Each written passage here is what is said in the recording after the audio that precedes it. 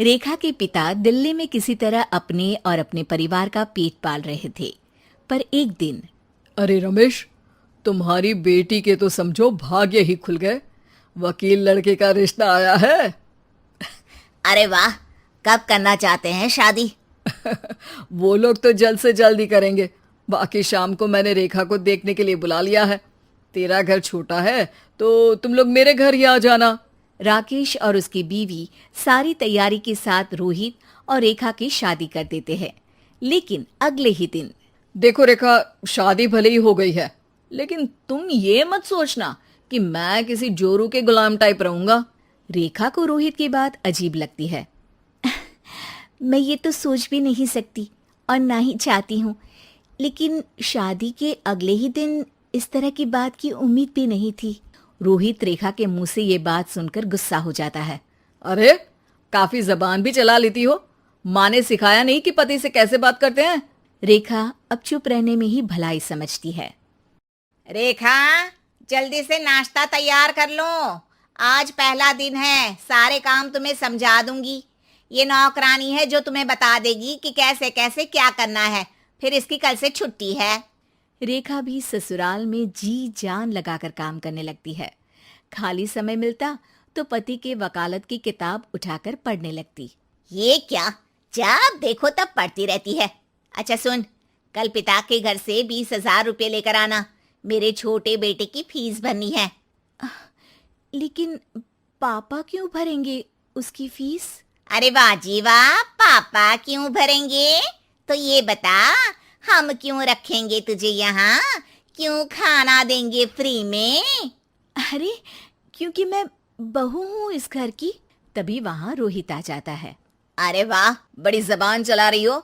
चुपचाप माँ जो कह रही है वैसा कर, वरना सामान उठा और जा अपनी झोपड़ी में। बेचारी रेखा क्या करती, पिता के घर जाती है, उनको सारा हाल बताती है।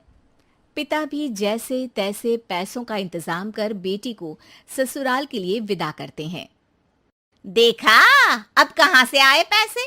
अरे बहुत माल है तुम लोगों के पास, बस सीधी उंगली से निकालते नहीं। नहीं नहीं माँ, पापा ने अपनी मोटरसाइकिल बेचकर पैसों का इंतजाम किया है। पता नहीं अब वो ऑफिस कैसे जाएंगे। अरे वाह भाई, ये भी हम सोचे। खैर, जैसे तैसे दिन बीतते हैं। रेखा जहाँ एक प्यारे से बेटे की माँ बनती है, तो वहीं उसका वकालत की किताब में ज्ञान और गहराता जाता है। हे भगवान, बुरे फंसे। ये केस तो लगता है कि मैं हार ही जाऊंगा। देखिए, मैंने आपकी इस केस की फाइल पढ़ी थी। इस केस को जीतना बहुत ही आसान है। वाह भाई वाह, यहाँ वकालत की डिग्री लेकर भी मैं समझ नहीं पा रहा हूँ, और तुमने रोटी बनाते बनाते ही केस समझ लिया। अरे जाओ जाओ, जाकर मुन्ने को संभालो। केस मैं संभालूंगा। ए लड़की सुन, जाकर अपने बाप के यहाँ से 3 लाख लेकर आ। पूरा घर फिर से बनाना है। छोटे की शादी करूंगी तो छोटी बहू को कहाँ रखूंगी? पूरा घर तो तूने घेर रखा है। ऐसा मत बोलिए माँ जी, पापा इतना पैसा कहाँ से लाएंगे? अब तो वो रिटायर भी हो गए हैं। हाँ, तभी तो बोल रही हूँ, रिटायरमेंट के पैसे तो मिले होंगे ना। लेकिन वो अगर आपको दे देंगे तो बुढ़ापा कैसे काटेंगे? रोहित रेखा की बात सुनकर गुस्सा हो जाता है। ए सुन, चल अपना सामान उठा, अपना बच्चा उठा और निकल यहाँ से।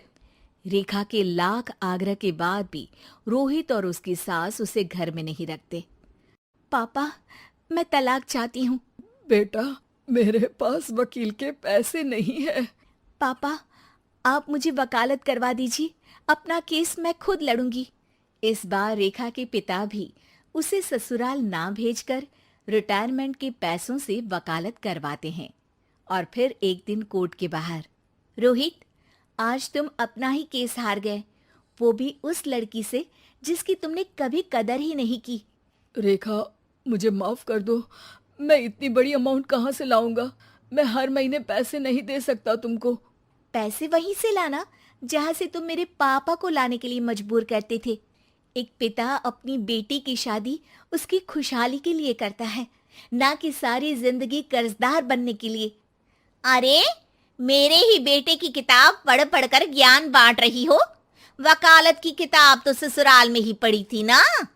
बिल्कुल, यहाँ मेरी गलती रही।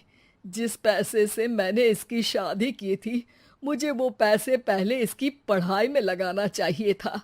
और आज रेखा एक जानी मानी वकील के रूप में काम कर रही है। कृपया लाइक करें, सब्सक्राइब करें, शेयर करें, कमेंट करें।